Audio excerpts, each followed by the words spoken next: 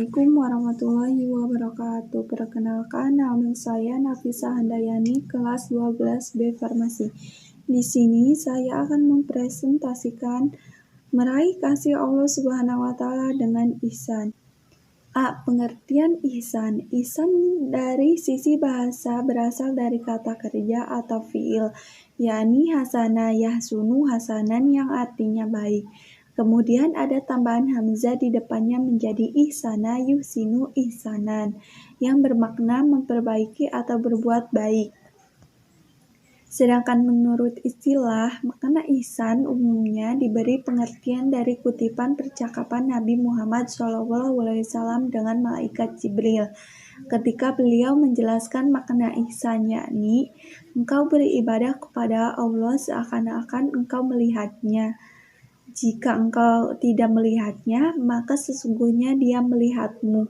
Jadi, dengan kata lain bahwa ihsan adalah beribadah dengan ikhlas, baik berupa ibadah khusus, sholat dan sejenisnya, maupun ibadah yang bersifat umum, aktivitas sosial. Ayat Al-Quran yang berkaitan dengan ihsan. A'udzubillahi minasyaitonirrajim. Bismillahirrahmanirrahim. Wa idh akhadna mitsaqa bani Israila la ta'buduna illallah wa bil walidaini ihsana wa dzil qurba wal yatama wal masakin wa qulu lin-nasi husna wa aqimus sholata wa atuz zakata summa tawallaitu illa qalila minkum wa antum mu'ridun. Artinya, dan ingatlah ketika kami mengambil janji dari Bani Israel, janganlah kamu menyembah selain Allah Subhanahu wa Ta'ala, dan berbuat baiklah pada kedua orang tua, kerabat, anak-anak yatim, dan orang-orang miskin, dan bertutur katalah yang baik kepada manusia, laksanakanlah sholat dan tunaikanlah zakat. Tetapi kemudian kamu berpaling mengingkari kecuali sebagian kecil dari kamu, dan kamu masih menjadi pembangkang.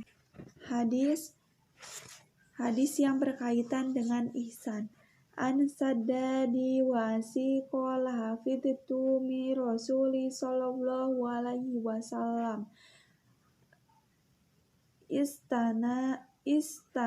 isnataini qala innallaha katabal ihsana ala kulli shay'in fa idza qataltum fa ahsinul qitlata wa idza zabahtum fa ahsinu zabaha wal yuhidda ahadukum safratahu summa liyurih zabiyatana.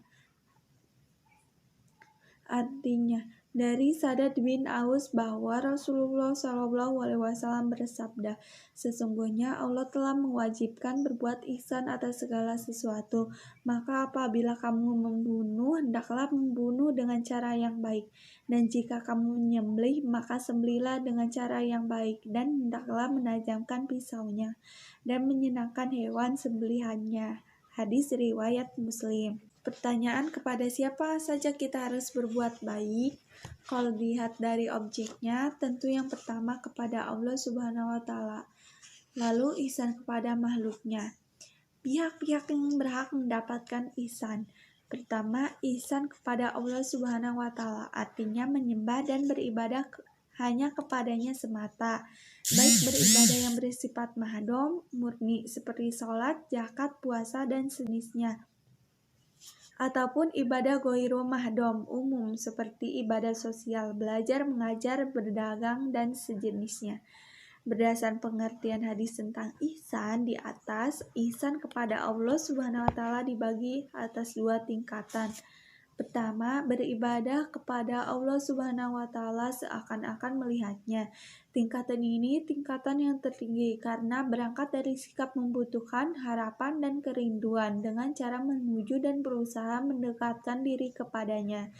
Kedua, beribadah dengan penuh keyakinan bahwa Allah Subhanahu wa Ta'ala melihatnya. Ini lebih rendah dari tingkatan di atas karena sikap ihsannya didorong dari rasa diawasi dan takut akan hukuman. Kedua jenis ihsan inilah yang menghantarkan pelakunya kepada puncak keikhlasan dalam beribadah kepada Allah Subhanahu wa Ta'ala dan jauh dari motif ria. 2. Ihsan kepada sesama makhluk ciptaannya. Dalam Quran Al-Qasas ayat 77, Allah Subhanahu wa Ta'ala berfirman yang artinya, dan berbuat baiklah kepada orang lain sebagaimana Allah telah berbuat baik kepadamu, dan janganlah kamu berbuat kerusakan di muka bumi ini. Sesungguhnya Allah tidak menyukai orang-orang yang berbuat kerusakan. Dari berbagai ayat dan hadis, berbuat ihsan dilakukan kepada semua makhluk ciptaan Allah. Lebih konkretnya sebagai berikut: ihsan kepada orang tua. Quran Surat Al-Isra ayat 24 yang artinya, dan Tuhanmu telah memerintahkan supaya kamu tidak menyembah selain Dia, dan hendaknya kamu berbuat baik kepada ibu bapamu dengan sebaik-baiknya. 3. Ihsan kepada anak yatim. Berbuat baik kepada anak yatim dengan cara menyantuni dan mendidiknya. Hadis riwayat Al-Bukhari, Abu Daud, dan At-Tirmidzi yang artinya, aku orang yang memelihara anak yatim di surga kelak akan seperti ini, juk dan jari tengahnya. 4. Ihsan kepada fakir miskin. Berbuat baik dengan cara memberi bantuan di saat mereka membutuhkannya.